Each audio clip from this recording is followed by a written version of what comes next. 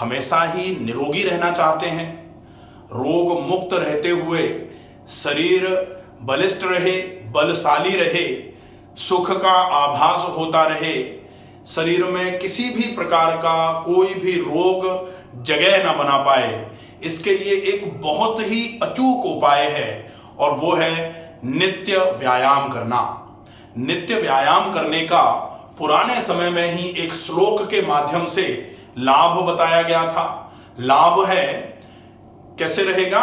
व्यायामात लभते स्वास्थ्यम दीर्घायुष्यम बलम सुखम।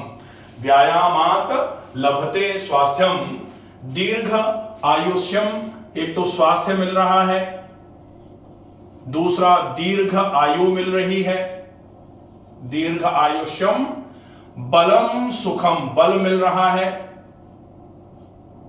और सुखम, सुख का आभास भी व्यायाम नियमित अगर आप करते हैं तो निश्चित ही होता रहेगा।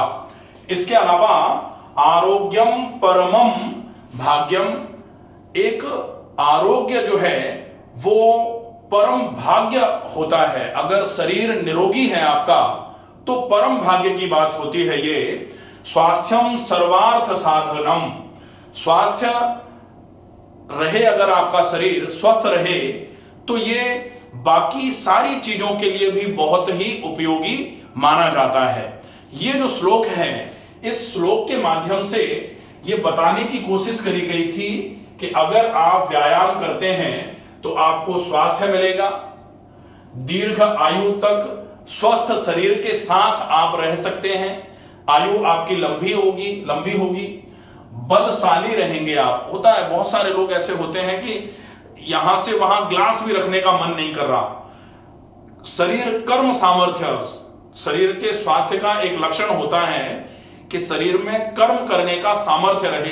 अब अगर बल ही नहीं होगा तो कर्म करने का सामर्थ्य कहां से रहेगा? तो बल कहां से आएगा? व्यायाम करने से। क्योंकि लोग कहते हैं कि खाना खाने से बल आता है, खाना खाने से बल नहीं आता है। खाने का पाचन जब होगा तब आपके शरीर में बल की वृद्धि होगी, और खाने के पाचन के लिए बहुत आवश्यक है आप नियमित रूप से व्यायाम करते रहिए।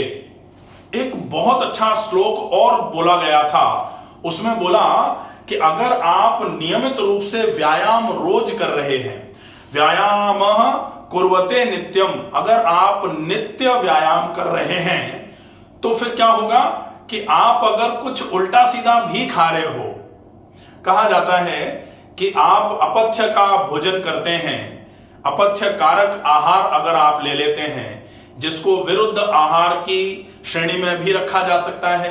तो क्या विरुद्ध आहार जब अपन ने बताया था तब बोला था कि विरुद्धम अपि चाहारम विद्यात विष गरोपमम, विष के समान होता है विरुद्ध आहार। लेकिन अगर कोई नित्य व्यायाम करने वाला व्यक्ति विरुद्ध आहार का सेवन भी करेगा तो वो नित्य व्यायाम करने वाले व्यक्ति को विरुद्ध आहार भी पच जाता है।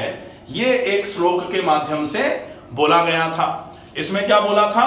व्यायाम कुर्वते नित्यम विरुद्धमपि च भोजनम, विरुद्ध अगर आहार भी किया जा रहा है तो नित्य व्यायाम करने वाले व्यक्ति के लिए वो भोजन भी विदग्धम वा निर्दोषम परिपच्यते, वो खाना जो कच्चा है या ज्यादा जल गया है, वो सारा का सारा आहार जो नित्य व्यायाम करता है वो पचा सकता है। तो नित्य व्यायाम करने से यदि आपको स्वास्थ्य में लाभ मिल रहा है, आपकी आयु दीर्घ आयु हो रही है, बल में वृद्धि हो रही है, सुख आपको मिलेगा, तो नित्य व्यायाम करना हमारे लिए परम आवश्यक है। अब हम नित्य व्यायाम करें तो व्यायाम में क्या किया जाना चाहिए, व्यायाम को कब किया जाना चाहिए, व्यायाम अगर हम कर रहे हैं तो उसका क्रम कैसा होना चाहिए, और महर्षि पतंजलि जी ने जो लिखा व्यायाम में, महर्षि पतंजलि जी ने तो बेसिकली अष्टांग योग लिखा, तो उन्होंने क्या लिखा? व्यायाम तो नहीं, वो योग के बारे में बोला उन्होंने, लेकिन व्यायाम में भी इस बात का विशेष ध्यान रखा जाना चाहिए कि अगर आप सने सने करेंगे, धीरे धीरे करके अगर आप किसी भी चीज को आगे बढ़ाएंगे तो वो आपके लिए लाभदायक ज्यादा होगा, वो उसके नुकसान बिल्कुल भी नहीं मिलेंगे। जैसे व्यायाम करने के लिए कहा गया और आज 3 घंटे कर दिया तो कल अपन वहां जाते ही नहीं। जैसे जिम में जाते हैं लोग, तो जिम गए तो आज बहुत जोश जोश में बहुत सारा कर दिया, कल मांसपेशियां दर्द कर रही हैं तो गए ही नहीं। तो ऐसी स्थिति से बचना चाहिए। क्या करना चाहिए कि लंबे समय तक प्रयत्न शैथिल्यम अनंत समापतिभ्याम, लंबे समय तक शिथिलता का अभ्यास। ये आसन की प्रैक्टिस के लिए, आसन के अभ्यास के लिए उन्होंने बोला था कि आसन जब आप करो तो धीरे धीरे करके सने सने सने सने आप समय को बढ़ाइए, तो समय भी बढ़ जाएगा, आपका अच्छे तरीके से आसन हो भी जाएगा और उसके लाभ पूरे आपको मिलेंगे। इसलिए बहुत आवश्यक है कि अगर आप कोई भी व्यायाम कर रहे हैं तो आप आज से चालू किया है तो धीरे धीरे करके आप उसको बढ़ाइए, उससे आपको आराम पूरा मिलेगा और नुकसान बिल्कुल भी नहीं मिलेगा।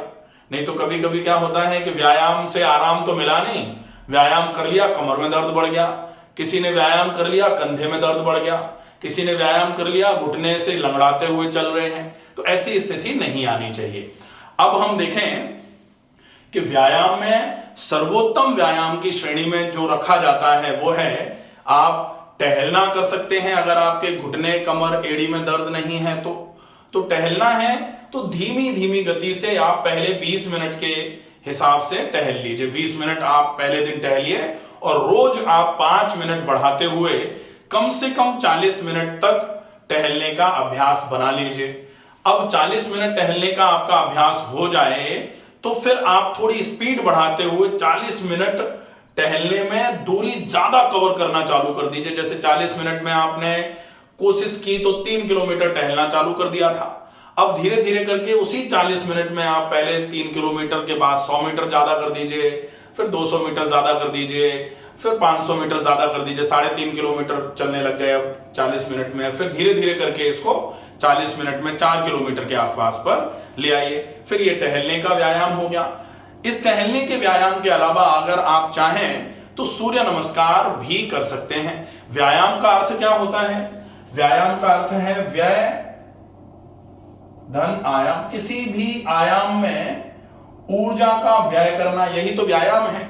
अब ऊर्जा का व्यय आप किसी भी आयाम में कर लीजिए, चलकर कर लीजिए, टहल कर लीजिए, काम करके कर लीजिए, या फिर आप बैठे बैठे हाथ पैर हिला के कर लीजिए, लेट करके हाथ पैरों को दोनों को अल्टरनेटली अप एंड डाउन कर लीजिए। दोनों पैर अप डाउन कर सकते हैं, दोनों पैरों को ऐसे घुमा सकते हैं, उल्टा घुमा सकते हैं।